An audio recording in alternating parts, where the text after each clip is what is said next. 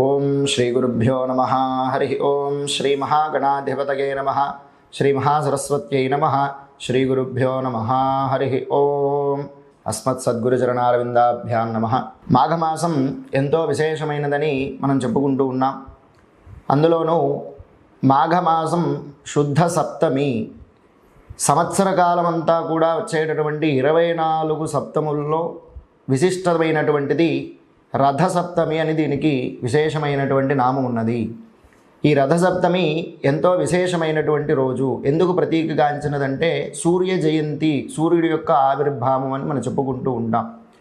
ఈరోజు ఉదయాన్నే స్నానాదులు, దానాదులు, అలాగే వ్రతములు, పూజలు, ఉపవాసములు, అనుష్ఠానములు, హోమములు ఇవన్నీ కూడా ఎంతో విశేషమైనటువంటి ఫలితాన్ని ఇస్తాయి అని మనకి శాస్త్రాలు చెప్తున్నాయి. అలాగే ధర్మసింధు, నిర్ణయ సింధు ఇలాంటి మహాగ్రంథాల్లో కూడా ఈ రథసప్తమి యొక్క విశిష్టతని తెలియజేస్తూ ఉన్నారు. ప్రాతకాలమునే జిల్లేడు ఆకులని, అలాగే రాగి ఆకులని శిరస్సు పైన, అలాగే భుజముల పైన ధరించి స్వామివారి యొక్క నామములను, శ్లోకములను చెప్పుకుంటూ యద్యజ్జన్మ కృతం పాపం అని స్వామివారి యొక్క శ్లోకాలను పఠించి, అంటే 7 జన్మాల్లో చేసినటువంటి పాపములు, అలాగే కాయిక, వాచిక, మానసికమైనటువంటి పాపములు ఏవైతే ఉంటాయో, తెలుసో తెలియక చేసినటువంటి పాపములు ఇవన్నీ కూడా తొలగిపోయి సదా సూర్యుడి యొక్క అనుగ్రహం పొందుతారని మనకి శాస్త్రాల్లో చెప్పబడ్డాయి. ఈ ఆకులను ధారణ చేసి స్నానం చేసిన పిమ్మట సూర్యనారాయణమూర్తికి భాస్కర ప్రీత్యర్థం చక్కగా గంగను తీసుకొని స్వామివారి యొక్క శ్లోకాలు చెప్పుకుంటూ 7 సార్లుగా స్వామివారికి తర్పణ్ణి అర్ఘ్యప్రదానం చేసుకోవడం వల్ల ఆ సూర్యనారాయణమూర్తి అనుగ్రహం పొందగలము. ఎందుకని చెప్పారు అంటే ఆరోగ్యం భాస్కరాదిచ్చేదు. ఆరోగ్యము మనకి సకల జీవులకి కూడా, అందులోనూ మానవులకి మనకి ఏ పని చేయవలసినా సరే ముందు వాతపిత్త కపశ్లేష్మాలు అన్నీ కూడా నివృత్తి అయ్యి సంపూర్ణ శరీర దేహ ఆరోగ్యం ఉంటేనే, ఎటువంటి క్లేశములు లేకుండా ఉంటేనే మనము ఏ పనైనా సరే చేయగలం. ఆ ఆరోగ్యాన్ని ప్రసాదించేటటువంటి వాడు ఆరోగ్యం భాస్కరాదిచ్చేతు, సూర్య భగవానుడు, ఆదిత్యుడు. కాబట్టి ఆ సూర్యనారాయణమూర్తి ప్రీతిగా స్నానాదులు ముగించుకొని అర్ఘ్యపాద్య ఆచమనీయాలను ఇచ్చుకొని, అలాగే పిడకలను పెట్టుకొని మనం పొంగలిని, ఆవు పాలు ఎంతో శ్రేష్టమైనవి వీటికి, ఆ పొంగలిని చేసి సప్తాశ్వరధమారూఢమైనటువంటి ఆ సూర్యనారాయణమూర్తి వస్తున్నప్పుడు పద్మ, సంజ్ఞ, పద్మిని, ఉషా, ఛాయ సమేత సవిత్రు సూర్యనారాయణమూర్తి ఎప్పుడైతే అలా పద్మంలో నుంచి వికసిస్తున్నట్టుగా సూర్యుడు ఎప్పుడైతే వస్తూ ఉంటాడో, ఆయన కన్నా ముందే మనం బ్రాహ్మీ ముహూర్తంలో నిద్రలేచి ముందుగానే పూర్వమే ఈ స్నానాదులన్నింటినీ ముగించుకొని స్వామివారికి ప్రీతికరమైనటువంటి పాయసాన్నమును మనం వండి స్వామివారికి ఆ సప్తాశ్వరధమారూఢంగా వస్తున్నటువంటి ఆ ఆదిత్యుడికి వీటిని మనం నైవేద్యం చేయాలి. ఏకచక్రమేకధురం, స్వామివారి యొక్క రథానికి ఆ సప్తాశ్వరధమారూఢంగా వస్తున్న 7 గుర్రాలతో ఎప్పుడైతే ఆ గుర్రాలను ఈ సూర్యనారాయణమూర్తి ఎక్కుతాడో అవి ఒక్కసారిగా ఘీంకారం చేసిన తర్వాత ఆ ఏకచక్రం మీద వస్తాడట సూర్యుడు ఎప్పుడూ కూడా. కాబట్టి ఆ ఏకచక్రం మీద సప్తాశ్వరధమారూఢంగా వస్తున్నటువంటి భానుణ్ణి దర్శనం చేసి ఈ పాయసాన్ని నివేదన చేసి చిక్కుడాకులలో, అలాగే జిల్లేగా ఆకులలో ఈ పాయసాన్ని మనం పెట్టి 7 ఆకులలో స్వామివారికి నైవేద్యాలను చేసిన తర్వాత అవి మనం స్వీకరించడం, అలాగే అరుణము, ఇలా వేదమంత్రాలు ఏవైతే చెప్పబడ్డాయో ఇంకా విశేషమైనటువంటి క్రతువుల్లో భాగంగా సూర్యనారాయణమూర్తి ప్రీతిగా ద్వాదశాదిత్య స్వరూపకంగా మిత్ర, రవి, సూర్య, భాను, ఖగ, పూష, హిరణ్యగర్భ, మరీచి, ఆదిత్య, సవిత్రు, అర్క, భాస్కరేభ్యో నమః అని చెప్పారు. అంటే ద్వాదశాదిత్య స్వరూపకంగా మనం సూర్యనారాయణమూర్తిని మంత్ర, యంత్ర, తంత్రానుష్ఠానములు చేసి యంత్రస్థాపన చేసుకుని అందులో సూర్యనారాయణమూర్తిని ఆకాశ స్వరూపకంగా అక్కడి నుంచి శక్తిని తీసుకుని వచ్చి యంత్రంలో స్థాపన చేసి ఆరుణకేతుకు నమస్కారములు అని ఉన్నాయి, వేదమంత్రాలు చెప్పబడ్డాయి. అలాగే మహాసౌరం అని చెప్పబడ్డాయి. ఎన్నో విధములైనటువంటి రోగాలు, కుష్ఠాపస్మార, హృద్యాది అని చెప్పారు. అలాంటి ఎన్నో రోగాలన్నింటినీ కూడా నశింపచేసేటటువంటి శక్తి సూర్యతీర్థానికి ఉన్నది అని చెప్పబడినది. కాబట్టి ఆ సూర్య నమస్కారాలు, అలాగే సూర్యుడి యొక్క హోమములు, సూర్యనారాయణ స్వామి వారికి ప్రీతిగా ఎవరైతే గ్రహరీత్యా దోషాలు ఎవరికైతే ఉంటాయో, జన్మజాతక రీత్యా సూర్యుడి యొక్క బాధలు ఎవరికైతే ఉంటాయో ఆ బాధలు తొలగడానికి ఈ రోజున గోధుమలు దానం చేయటం ఎంతో విశేషం. అలాగే కాంచనం కర్మమోచనం, సువర్ణం దానం కానీ ఆయా శక్తిగా యథాశక్తి వరకు ఎవరికి ఎంతవరకు అయితే దానం చేయగల శక్తి ఉన్నదో అంత శక్తి వరకు కూడా రజతము, అలాగే బంగారము, అలాగే రాగి, లోహములు ఏవైనా సరే గోధుమల మీద పెట్టి ఈ రోజున బ్రాహ్మణోత్తములని బృహస్పతిగా భావించి ఈ దానములు చేయటం వల్ల సూర్యనారాయణమూర్తి యొక్క అనుగ్రహాన్ని పొందుతారు. అలాగే పూర్వం మనం రామాయణ కాలంలో చూసుకున్నట్టయితే రావణ యుద్ధంలో అలసిపోయినటువంటి రాముడికి కూడా 30 శ్లోకాల్లో ఉన్నటువంటి ఆదిత్య హృదయాన్ని తెలియజేశారు. కాబట్టి ఆదిత్య హృదయం కూడా ఎంతో విశేషమైనది. మనం రోజు ఉదయాన్నే నిద్ర లేచి ప్రతిరోజు కేవలం రథసప్తమి రోజునే సూర్యుడిని చేసి ఇంకా మిగతా 365 రోజులు కూడా స్వామిని వదిలేయమని కాదు, ఉన్నటువంటి ప్రతిరోజు కూడా ప్రాతకాలమునే బ్రాహ్మీ ముహూర్తంలో సూర్యుడు వచ్చే సమయానికి మనం నిద్ర లేచి సూర్యుడి దగ్గర ఆయన వచ్చే సమయానికి మనకి స్నానాదులన్నింటినీ కూడా ముగించుకొని ఆయన వచ్చే సమయానికి ఎప్పుడు వస్తాడా సూర్యుడు అని చెప్పి ఎదురు చూస్తూ అర్ఘ్యప్రదానం ఇవ్వడానికి మనం నుంచొని ఉండాలి.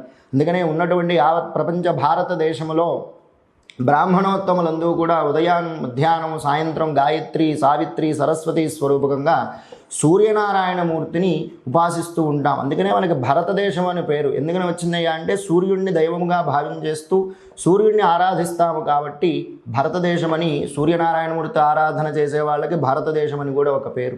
కాబట్టి మీరందరూ కూడా సూర్యనారాయణమూర్తిని అర్ఘ్యపాద్య ఆచమనీయాలు ఇచ్చి రథసప్తమి రోజున ఇంకా విశేషంగా సూర్యనారాయణమూర్తి ఆరాధన చేసి స్నానము, దానము, అలాగే సూర్య నమస్కారములు, అర్ఘ్యపాద్యములు అన్నీ వేసి ఈ రోజున ఉపవాసం చేయటం ఎంతో విశేషంగా చెప్పబడుతుంది. ముందు రోజు షష్ఠి రోజునే రాత్రిపూట నుంచి ఉపవాసం చేసి సప్తమి రోజు కూడా ఉపవాసం ఉండి సాయంత్రం పూట నక్షత్రాలు చూసి భోజనం చేయటం వల్ల సూర్యుడి యొక్క రథచక్రం ఏ విధంగా అయితే ఉంటుందో ఆ రోజున ఆకాశంలో ఉన్నటువంటి నక్షత్రాలు కూడా ఆ చక్రాకారంలో ఉంటాయని మనకి శాస్త్రవచనం. కాబట్టి ఆరోగ్యం భాస్కరాదిచ్చేత్ అనేటువంటి శాస్త్రవచనాన్ని పాటిస్తూ సూర్యనారాయణమూర్తి ప్రీతిగా యజ్ఞయాగాది క్రతువులు చేయటం కూడా ఎంతో విశేషమైనటువంటి ఫలితాన్ని ఇస్తుంది. మీరందరూ కూడా సదా ఆదిత్యుడి అనుగ్రహాన్ని పొందుతూ ఆ రథసప్తమి పర్వదినాన్ని ఉపయోగించుకోవలసిందిగా ప్రార్థన చేస్తూ హర నమః పార్వతీపతయే హర హర మహాదేవ హర సనాతన ధర్మకీ జై జయతు జయతు మమ భారతం. రథసప్తమి రోజు విశేషంగా స్నానాలు చేసేటప్పుడు మనం అర్కపత్రములు అంటే జిల్లేడు పత్రాలని శిరస్సు మీద భుజముల మీద పెట్టుకొని విశేషమైనటువంటి శ్లోకాలు మనం చెప్పుకోవాలి. ఆ శ్లోకాలను ఇప్పుడు మనం చెప్పుకుంటూ పఠిద్దాం. యద్యజ్జన్మ కృతం పాపం మయా సప్తసు జన్మసు తన్మే రోగంచ శోకంచ మాకరీ హంతు సప్తమి. ఏతజ్జన్మ కృతం పాపం యచ్చ జన్మాంతరార్జితం మనోవాక్కాయజం యచ్చ జ్ఞాతాజ్ఞాతంచ యత్పునః అనేటటువంటి ఈ శ్లోకాలను చెప్పుకొని ముందుగా స్నానాన్ని ఆచరించాలి. తర్వాత స్వామివారిని నమస్కారం చేసుకుంటూ జననీ సర్వలోకానాం సప్తమి సప్తసప్తికే సప్తవ్యాహృతికే దేవి నమస్తే సూర్యమండల అని సూర్యుడికి ముందుగా నమస్కారం చేసుకోవాలి.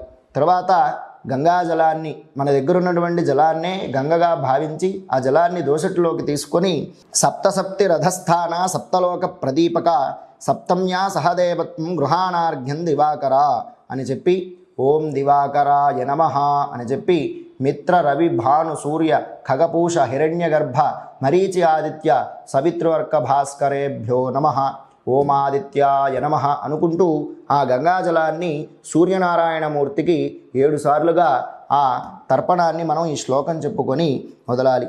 ఇలా ఈ శ్లోకాలని పఠించడం ద్వారా మనకి జన్మజన్మాంతరముల్లో చేసినటువంటి పాపములన్నీ కూడా నివృత్తి అయ్యి సంపూర్ణ శరీర దేహ ఆరోగ్యముతో వాతపిత్త కపశ్లేష్మాదులన్నీ కూడా నివృత్తి అయ్యి సదా ఆ సూర్యనారాయణమూర్తి యొక్క అనుగ్రహాన్ని పొందుతూ ఉంటాం.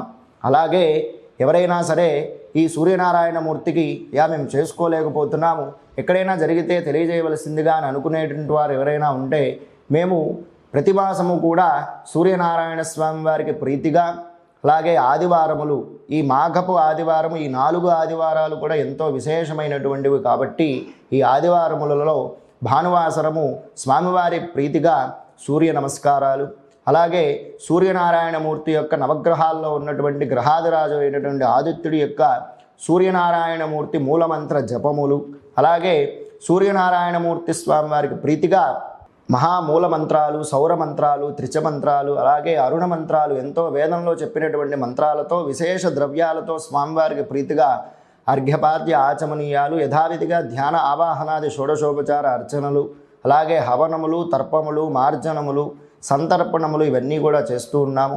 ఆసక్తి గలవారు ఎవరైనా ఉంటే, అయ్యా మాకు ఎన్నో విధములైనటువంటి సూర్యనారాయణమూర్తి దోషములు ఉన్నాయి, వాటిని మేము కూడా నివృత్తి చేసుకుంటాం అనుకునేటటువంటి వారు ఆ కింద వచ్చేటటువంటి నెంబర్లని అందరూ కూడా సంప్రదించినట్టయితే మా వాళ్ళు మీకు తెలియజేస్తారు ఎక్కడ జరుగుతుంది, ఎలా జరుగుతుంది, ఎక్కడికి రావాలనేటటువంటి. కాబట్టి భక్త శ్రోత్రాదులందరూ కూడా గమనించి ఆ సూర్యనారాయణమూర్తి స్వామి వారికి జరిగేటటువంటి ఆరాధనలో పాల్గొని, ఇందాక చెప్పినట్టుగా సూర్య తీర్థం ఎంతో విశేషమైనది. ఎందుకంటే యంత్రస్థాపన చేసి ద్వాదశాదిత్య స్వరూపకంగా మనం స్వామివారికి అర్చన చేస్తూ ఉంటాము. కాబట్టి ఆ అర్చన చేసినటువంటి తీర్థాన్ని మనం స్వీకరించటం ఎన్నో జన్మల నుంచి చేసినటువంటి పాపాలు, అలాగే సంపూర్ణ దేహ ఆరోగ్యం స్వామివారి అనుగ్రహంలో లభిస్తుంది. కాబట్టి అందరూ ఇది గమనించి ఆ సూర్యనారాయణమూర్తి అనుగ్రహాన్ని పొందవలసిందిగా ప్రార్థన చేస్తూ ఉన్నాము.